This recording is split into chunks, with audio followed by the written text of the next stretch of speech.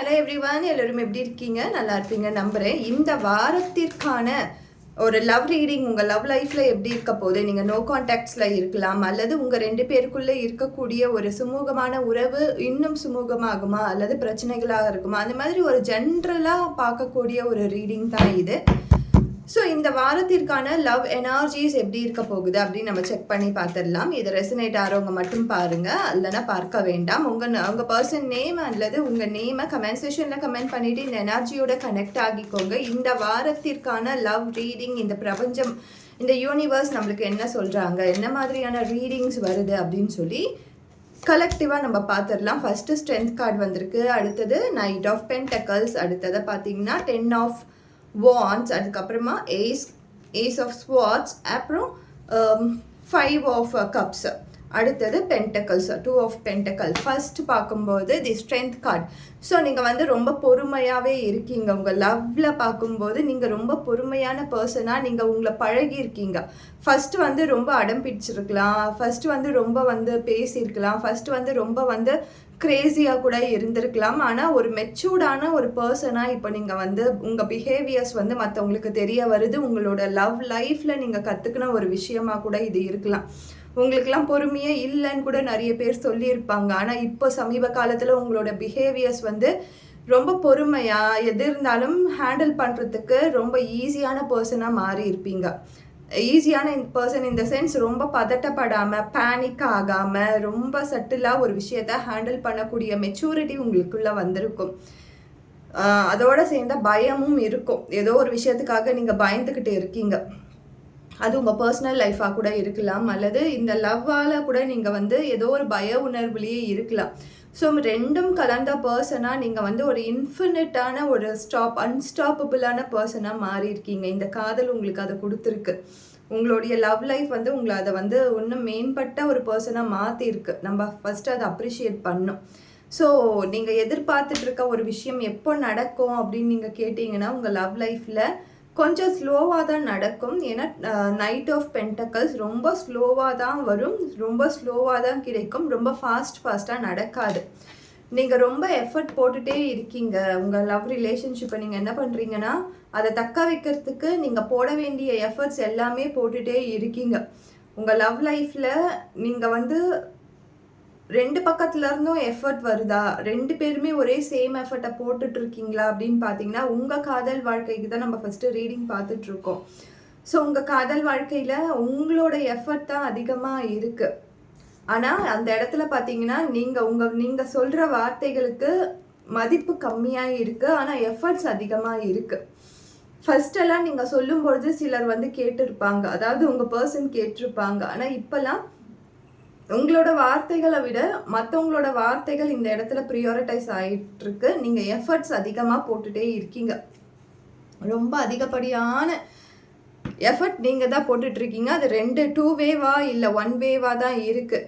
So நீங்கள் நிறைய நேரங்களில் நீங்கள் லவ்வில் இருக்கலாம், மேரேஜ் லைஃப்பில் இருக்கலாம், ஒரு செப்பரேஷனில் இருக்கலாம். எதுவாக இருந்தாலும் நீங்கள் தனிமையை மட்டும்தான் உங்களுக்கு ரொம்ப தனிமை தான் உங்களுக்கு ஒரு சோக உணர்வை கொடுக்குது. நான் தனிமையாகவே இருக்கேனேன்ற அந்த உணர்வு உங்களுக்குள்ளேயே இருக்குது. ஆனால் நீங்கள் கமிட்டடாக ஒரு ரிலேஷன்ஷிப்பில் இருக்கீங்க.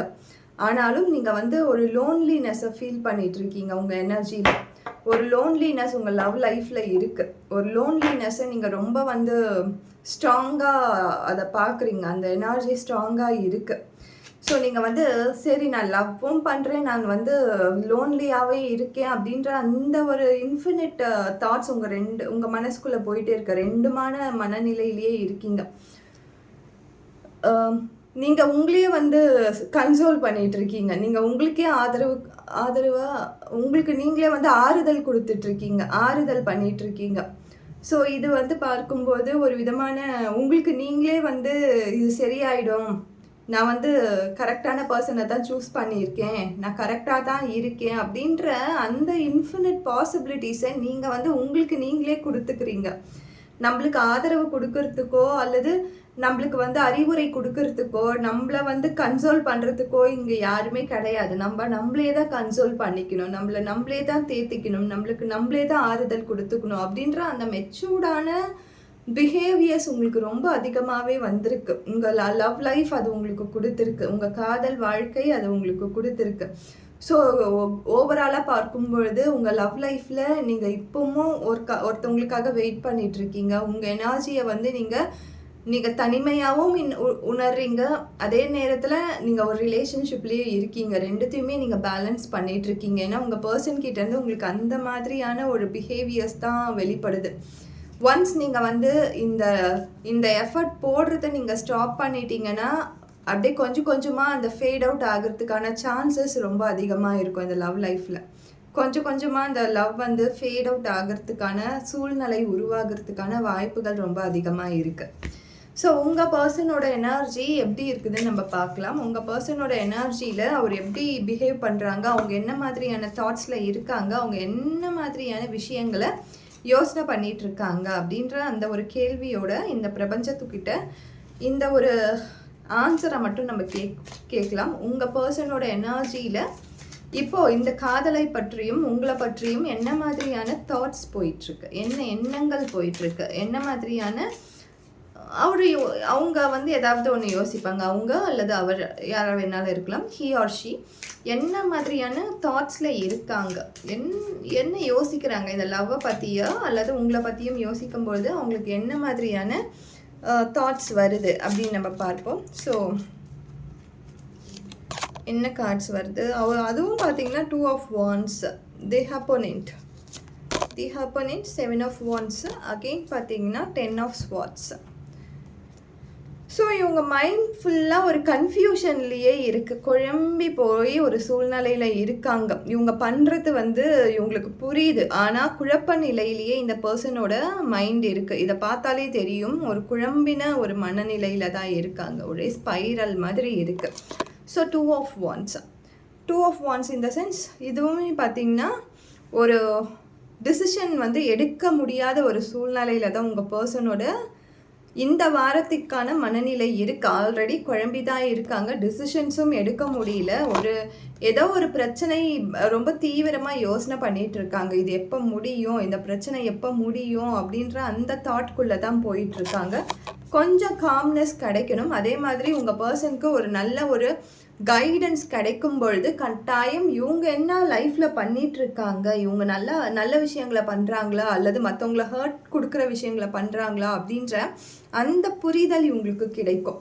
ஸோ உங்கள் பர்சனோட மனநிலை வந்து ரொம்ப ஸ்பைரல் மாதிரி சுற்றி வந்து குழப்ப நிலையிலேயே இருக்குது. ஓவர் திங்கிங் ரொம்ப அதிகமாக இருக்கிறதால இவங்களுக்கு யாருன்னா ஒருத்தவங்க நல்ல கைடன்ஸை கொடுக்குறாங்க அப்படின்னும் பொழுது கட்டாயம் அவங்க வாழ்க்கையிலேயுமே டிசிஷன் எடுக்கிறதுக்கான முடிவுகள் வரும். ஏன்னா இப்போ எடுக்கக்கூடிய எல்லா முடிவுகளும் எல்லாமே வந்து முட்டாள்தனமான முடிவுகளாக தான் இருக்குது.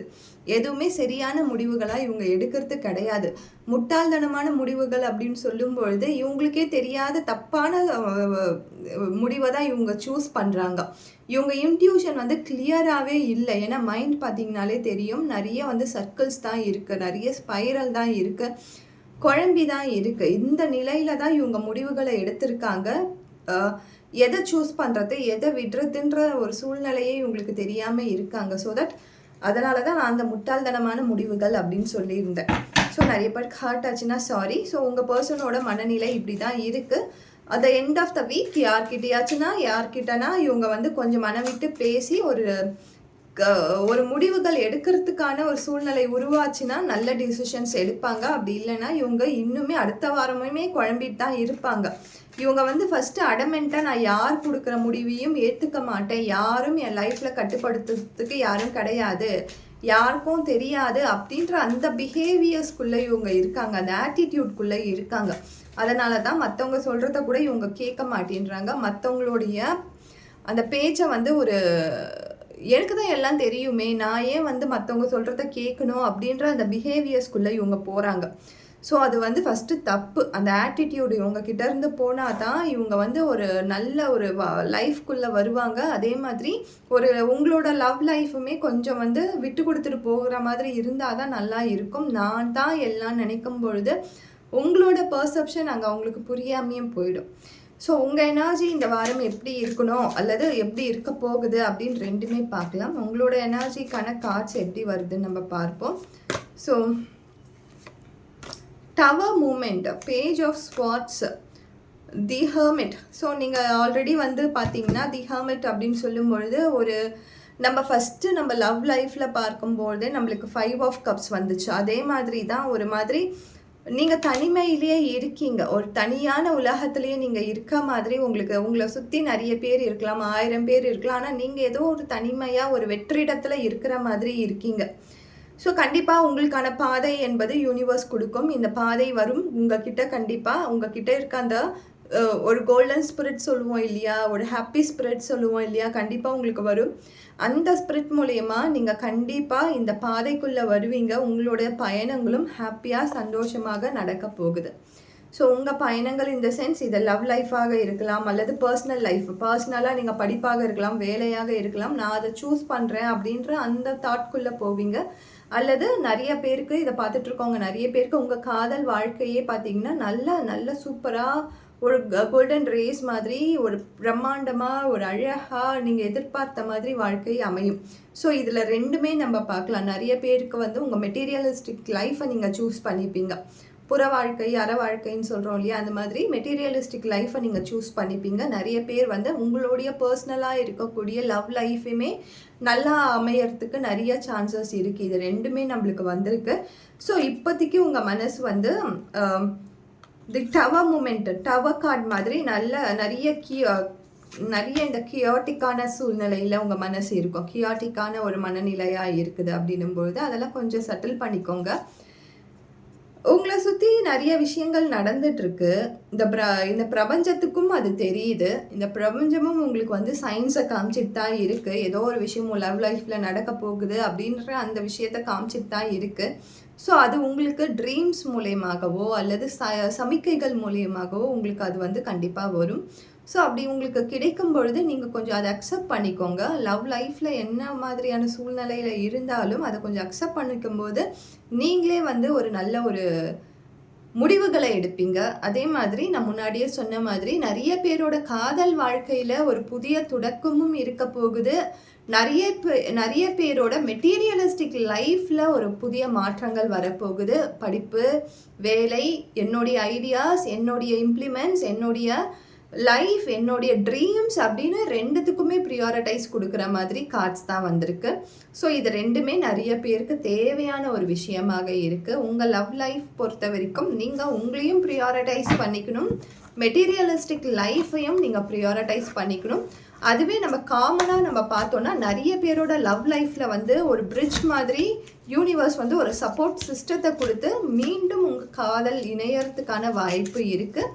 அதுவே ஒரு சில பேருக்கு வந்து உங்களுக்கான பாடமாக இந்த வாரம் கண்டிப்பாக இருக்கும். எதுவாக இருந்தாலும் எல்லோருக்கும் நல்ல ஒரு விஷயங்கள் அமையட்டும், நல்ல சந்தோஷமான உங்களுடைய காதல் வாழ்க்கை அமையட்டும். Thank you so much. Next time next வீடியோவில் நம்ம பார்ப்போம். தேங்க்யூ.